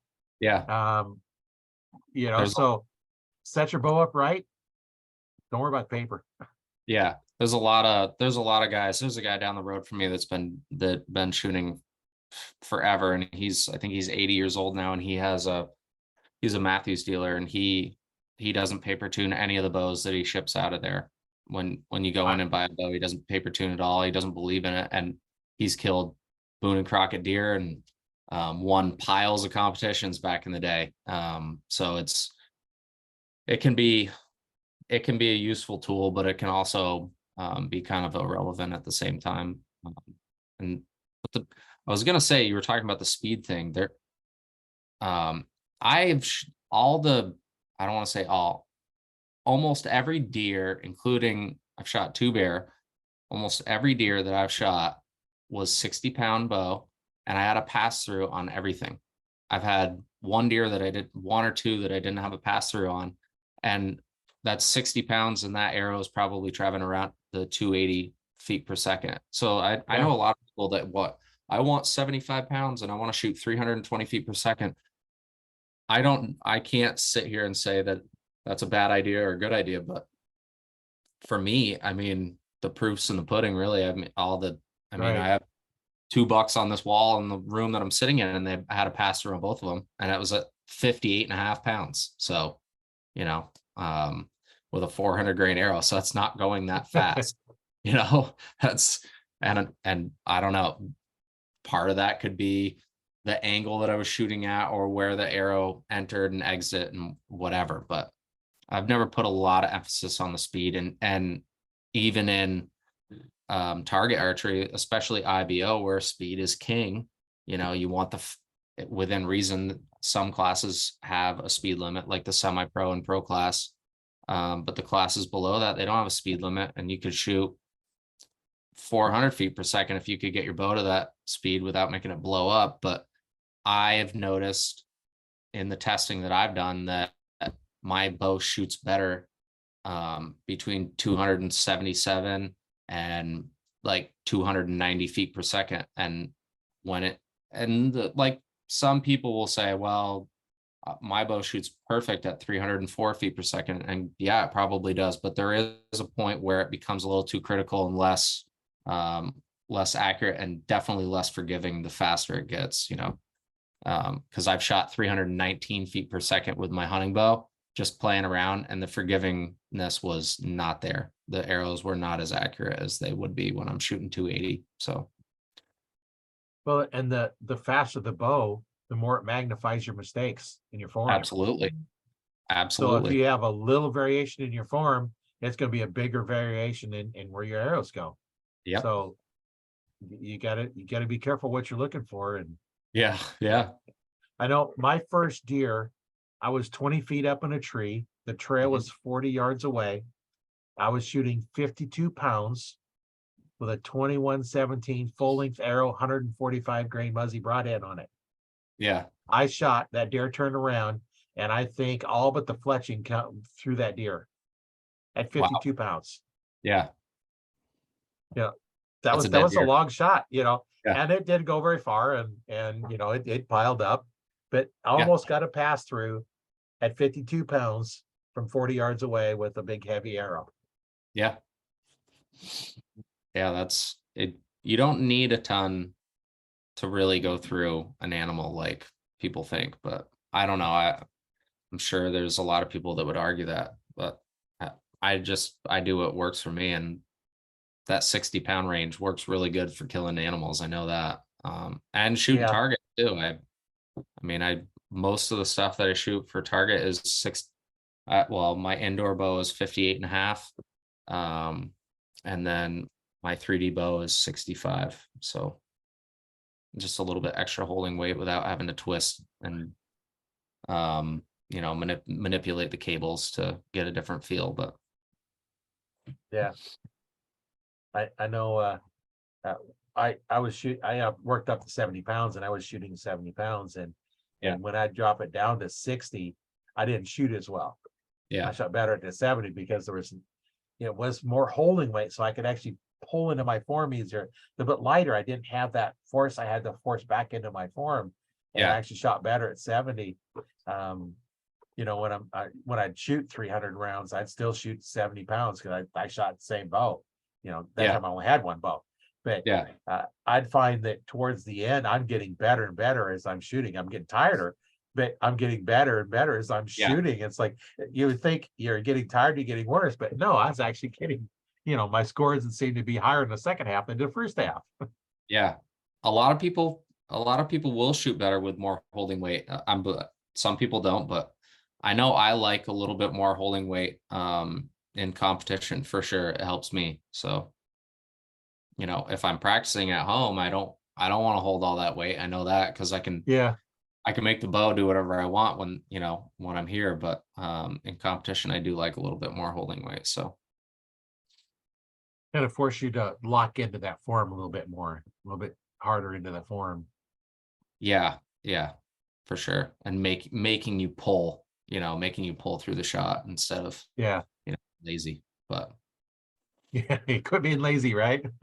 yeah, yeah, yeah, Hey, it's been really great talking with you. I know yeah, we've been on absolutely. here for a little while, and Yeah, we don't want to take out the rest of your day and get back to doing what you're doing, do some more shooting. yeah, But it's been really great. Enjoyed talking with you, and I'm sure my yeah, listeners are going to enjoy hearing some of your stories as well. And it's always a good time talking with archers. I get to do this and talk to archers all over the world, and it's just so much fun, hearing all these different stories. And oh yeah. I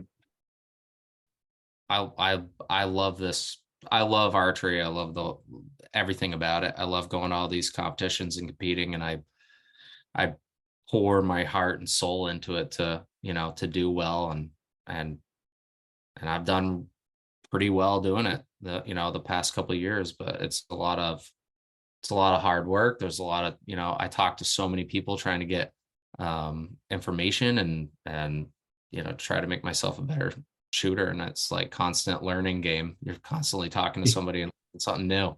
It's like yeah, it never is. ending, you know. I go to, I go to a shoot and I'll win and I'm like, oh man, I'm awesome. And then I talk to somebody and I learn something new and I'm like, oh my God, why didn't I know that? Now I have to try that, or I have to, implement this into the game or whatever. And but yeah. Yeah, you can get yourself really confused by, trying to, okay, they're doing this, I'm going to try that, and I'm going to try that. Yeah. Next thing you know, it's like, what am I doing? I'm getting worse and worse because nothing's Yeah. really making any better. And then you go back to what you're doing, and Yeah. if it makes sense, and it's like, this, I think this could improve, and try it out, give it a try. And if it does, then keep doing it. If it doesn't, then try something different. Yeah, for sure. Yep. But, So what kind of advice would you give somebody that is maybe just starting out, and what to do, starting out, maybe they want to start getting in competition, what would you advise them to do? uh, get a nice quality bow. Make sure that you have quality equipment to start with, if you can, within reason. There's plenty of places that you can buy used equipment and, like on Facebook and whatnot. But that's a big thing for me is having quality equipment that feels right for you. And then trying to link up with there is a lot of good people in this game, and linking up with and there's plenty of pros that will talk to you if you ask them, and they'll even shoot with you as well. Linking up with good people in the industry, and learning from them, and or even getting an archery coach too. But that would be one thing. And then the other thing is um it's persistence and commitment, and I'm at times, I don't like to I don't like to talk I don't like to try to talk myself up, but it's like the only reason that I'm ever successful and that I win is because of the commitment that I make. I mean, I literally, when I'm getting ready for a shoot, I shoot 3 times a day. A lot of people don't want to do that. I'll be up at 5 in the morning and I'm working out, trying to, strengthen your mind mentally. And then, you know, I go out and I shoot, and then on lunch, it's like it's a total commitment. If you really want to take it seriously and be successful, you got to be committed, and you have to pour everything you want into it, and you'll get back everything that you want. And if you don't, then you're not going to get back what you want. It's as simple as that. And that's the best advice that I could give somebody is, if you want it, then you can have it. You just got to go out there and give it everything you got to get it, and link up with the right people and have some good equipment at the, you know, at the same time. So Yeah, that's good advice. You know, if you really want something, you got to put the work in, and that's the thing you got to do. Put the work in, and absolutely. Yeah. you know, get with a group, you know, of people. And you know, one nice thing about the Arch Talk 101 Facebook group is, you know, we have a lot of people in here that have experience in different stuff. And if you're having a problem, you know, somebody else has probably seen it. You know, if you have one of those brand new bows and you're having a problem with it, you know, get in a group. There's probably somebody else that has experience with that bow, or a lot of stuff is just generic stuff.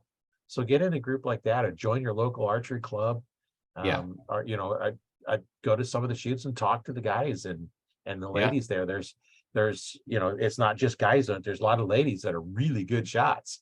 Absolutely. And, you know, they have a different perspective on it. And, you know, I say guys in general, you know, it's like archer guys, you know, archer people, archers, you know, exactly. you know, there's a lot of stuff in here that they can really, really help you.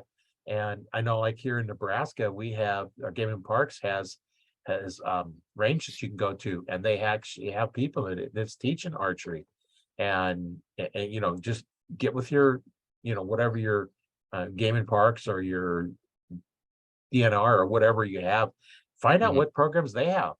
I know Nebraska has a Women's in the Outdoor, which is just ladies, you know, getting them outdoors.